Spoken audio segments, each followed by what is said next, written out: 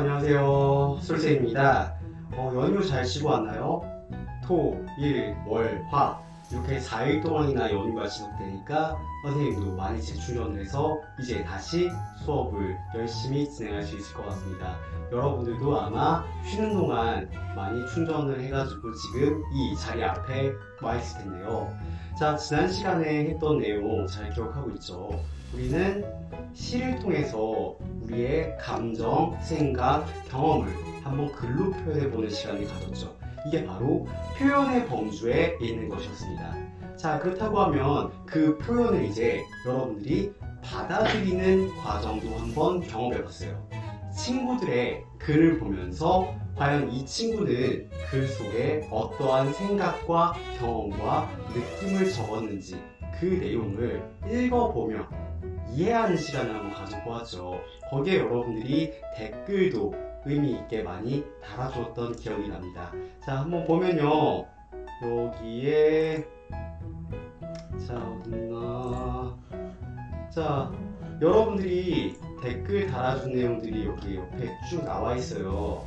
그래서 여기 저부터도 댓글을 달았고, 지금 이건 3반 친구들의 글인데, 와, 댓글들 엄청나죠? 보시면 선생님도 예상하지 못했던 그런 통찰력을 가진 댓글도 많이 있었고요. 친구의 글에 응원을 해주는, 혹은 글에서 뭔가 궁금한 것이 있으면 그걸 추가적으로 질문하는 댓글도 많이 있었습니다. 여러분들이 이 내용 꼭 한 번씩 다시 읽어보시고 친구의 질문에는 답변을 해주시고, 그리고 친구의 댓글 속에 이거는 진짜 내가 마음속에 새겨야겠다라고 하는 게 있으면 여러분들 꼭 간직하는 그런 경험 가질 수 있었으면 합니다. 자, 이거는 다시 한번 보도록 하고요. 자, 그러면 이제 오늘부터 우리는 무엇을 할 것이냐? 이렇게 글을 쓴 것을 그냥 묵히기에 너무 아깝다는 생각이 들어요. 그래서 이제 여러분들이 쓴 글을 가지고 또 하나의 어떤 활동을 진행할 겁니다. 그것은 무엇이냐? 글을 자세히 들여다보기입니다. 자, 교재 페이지는 페이지 16페이지니까 16페이지 내용을 함께 보면서 따라오면 좋을 것 같고요. 우리가 이 활동을 하는 이유에 대해서 좀 이야기를 해보려고 해요. 여러분들, 지금 우리는 글을 썼죠. 그리고 선생님이 여러분들한테 말을 하고 있죠. 글과 말의 기본적인 목적은 무엇일까요? 그 목적은 아마 소통일 것입니다. 예로부터 지금까지 사람들은 글을 써가면서 혹은 말을 전달하면서 서로가 서로의 이야기를 주고받는 소통을 하기 위해 사용했습니다. 자, 그렇다고 하면 이 소통을 조금 더 효과적으로 하려고 하면 어떻게 해야 될까요? 말을 잘하는 법을 배워야 되고요. 또한 글을 잘 쓰는 법을 배워야 할 것이 맞겠습니다. 자, 우리는 말하는 방법에 대해서는 차후에 이야기를 하도록 하겠고, 먼저 글을 한번 써봤잖아요. 그러니까 어떻게 하면 글을 조금 더 효율적으로 써서 전달할 수 있을지에 대한 이야기를 바로 우리가 쓴 글을 통해서 한번 해보는 시간 가져보도록 하겠습니다. 자, 우선 그래서 여러분들이 쓴 글을 쭉 깊이 있게 들여다보는 시간을 한번 가져볼 거예요. 긴장되죠. 자기 자신의 글을 분석한다니 아마 많이 해보지 않았던 활동이라고 생각을 합니다. 자, 그러니까 일단은 다른 친구의 글부터 분석해 봅시다. 여기 1학년 친구들 글에 누구 하나를 또 선택을 해가지고 분석하는 것도 의미가 있겠지만, 그럼 그 친구가 너무 부끄러울 수가 있잖아요. 그래서 선생님이 선배님의 글을 한번 가져왔습니다. 제 선배는 아니고요, 여러분들의 선배입니다. 그래서 중학교를 작년에 졸업한 선배의 글을 통해 먼저 그 글의 구조에 대해서 이해하는 과정을 한번 가져보고, 여러분들도 먼저 여러분들이 쓴 글의 구조를 파악하는 연습부터 진행해 보도록 하겠습니다. 자, 그러면 선배의 글을 통해 글을 자세히 들여다보는 방법 같이 한번 활동해 보도록 합시다. 자, 한번 가볼게요. 자, 여러분들 페이지 16을 같이 보도록 하겠습니다. 16페이지를 보시면 내가 쓴 글 자세히 들여다보기라고 하는 이름의 활동을 선생님이 쭉 마련해 놨어요.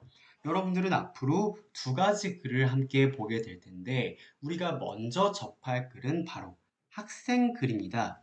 시에 새기는 나의 이야기라는 활동을 앞서서 진행해 본 중앙중학교 졸업생 김일호 학생의 글을 같이 한번 들여다보는 시간 가져보도록 하겠습니다. 오늘 수업의 핵심은 바로 이 요약하기입니다. 여러분들 지금부터 글을 잘 쓰는 방법을 같이 한번 알아보도록 할 거잖아요. 글을 잘 쓰기 위해서는 일단 내 글이 어떠한 모양새로 쓰여져 있는지를 먼저 확인할 필요가 있을 것 같습니다. 자, 아파서 병원에 갔다고 해봐요. 뭔가 온몸이 쑤실 때 정형외과에 가서 가장 먼저 하는 것은 바로 엑스레이를 찍는 것입니다. 왜냐? 몸이 아플 때 엑스레이를 찍어야지 이 몸의 기본이 되는 여러분들의 해골, 그 뼈대 있잖아요. 그 뼈대를 바라볼 수 있기 때문입니다. 글도 마찬가지예요. 먼저 여러분들은 여러분들이 쓴 글의 뼈대를 한번 바라보는 시간을 가져볼 겁니다. 그게 바로 글의 구조를 파악하는 거라고 하거든요. 근데 이 구조를 파악하기 위해서 글의 엑스레이를 찍는 과정은 바로 이 요약하기를 통해서 가능하게 됩니다. 자, 그래서 여러분들은 지금부터 같이 요약하기 연습을 진행을 할 거예요. 즉, 글에다가 갖다 대고 엑스레이를 찍는 요약을 통해 여러분들이 쓴 글의 구조, 즉, 뼈대를 한번 같이 들여다보는, 파악해보는 시간을 가져보겠습니다. 자, 그러면 먼저 이 학생은 어떤 글을 썼는지 읽어보아야겠죠. 자, 몸과 마음을 한번 편히 해보세요. 선생님이 이 친구가 선택한 시를 낭송하고 그리고 그 시와 연관된 친구의 경험이 담긴 글을 먼저 읽어보겠습니다. 그 다음에 과연 이 친구가 쓴 글의 구조는 어떠한 모양새인지 같이 들여다보는 시간까지 가져보도록 할게요. 자, 그러면 한번 시를 보도록 하겠습니다. 마음껏 울어라 메리 캐서린 디바인이라고 써 있는데요. 이거 좀 익숙하지 않나요? 우리 교재 99페이지부터 107페이지까지 많은 시들이 있었잖아요. 그 시 중에 하나입니다. 이번 활동에서 글쓰기 마음껏 울어라는 이 시를 선택해가지고 글을 쓴 학생도 있는 걸로 알고 있는데 아마 그 학생은 훨씬 더 공감을 형성하며 이 수업을 들을 수 있지 않을까 생각합니다. 자, 지금부터 읽어보겠습니다. 눈을 감고 편안한 마음으로 들으셔도 되고요. 아니면 교재를 함께 보면서 따라 읽으셔도 좋을 것 같습니다. 선생님이 먼저 읽어보겠습니다.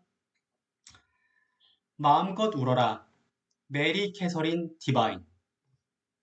마음껏 슬퍼하라. 진정 슬픈 일에서 벗어날 유일한 길이니.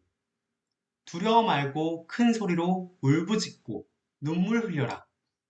눈물이 그대를 약하게 만들지 않을 것이다. 눈물을 쏟고 소리쳐 울어라. 눈물은 빗물이 되어 상처를 깨끗이 씻어줄 테니. 상실한 모든 것에 가슴 아파하라. 마음껏 슬퍼하라. 온 세상이 그대에게 등을 돌린 것처럼. 상처가 사라지면 눈물로 얼룩진 옛 시간을 되돌아보며 아픔을 잊게 해준 눈물의 힘에 감사할 것이다. 두려워 말고 마음껏 소리치며 울어라. 자, 이런 위로가 되는 아주 좋은 시였죠. 과연 김일호 학생은 이 시를 통해 어떤 경험을 떠올렸는지 같이 한번 쭉 먼저 읽어보겠습니다. 나는 승부욕이 강해서 뭐든지 이기고 싶어하는 경향이 있다. 초등학교 때 야구 선수를 해서 그런지 항상 이기려고 하고 끝까지 끈기 있게 하는 승부 본성이 생긴 것 같다. 그런데 최근 내게 굉장히 스트레스를 받는 일이 있었다. 최근 체육 시간에 1학년 다른 친구들과 플라잉 디스크 경기를 하는 게 있었다. 근데 우리 반의 성적은 아주 처참했다. 1무 2패. 물론 우리 반이 체육을 엄청나게 못한다는 것도 알고 체육대회 때도 꼴등을 해 가망이 없다는 것도 알고 있었다. 하지만 막상 경기를 해보니 나도 모르게 이상한 승부욕이 발동했다. 내가 할 수 있는 최선을 다했음에도 불구하고 우리 반은 단 한 번도 이기지 못하고 깨져버렸다.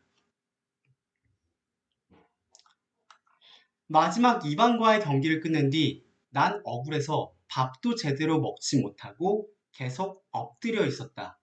실망한 나를 보고 다른 친구들이 나에게 잘했다고 위로와 격려를 해주기도 했지만 아무리 열심히 했어도 팀이 지면 모두가 못한 것이라는 생각이 들었다. 왠지 모르게 나 자신에 대한 화가 치밀었다. 그런데 그렇게 분을 사귀지 못하며 씩씩대는 모습이 친구들에게는 우스워 보였나 보다. 시간이 지나자 친구들은 나를 승부욕의 화신으로 놀리기 시작했고 나도 그때 내가 왜 그렇게 화를 참지 못했는지 부끄러운 마음이 들었다. 지나친 승부욕으로 인해 스트레스를 받은 나에게 이 시는 큰 위로가 되었다. 특히 두려워 말고 마음껏 소리치며 울어라 라는 문장이 굉장히 와닿았다. 경기에서 진 후 몹시 화가 났던 나의 모습이 이상한 것이 아니라는 생각이 들어 마음의 위안을 얻을 수 있었다.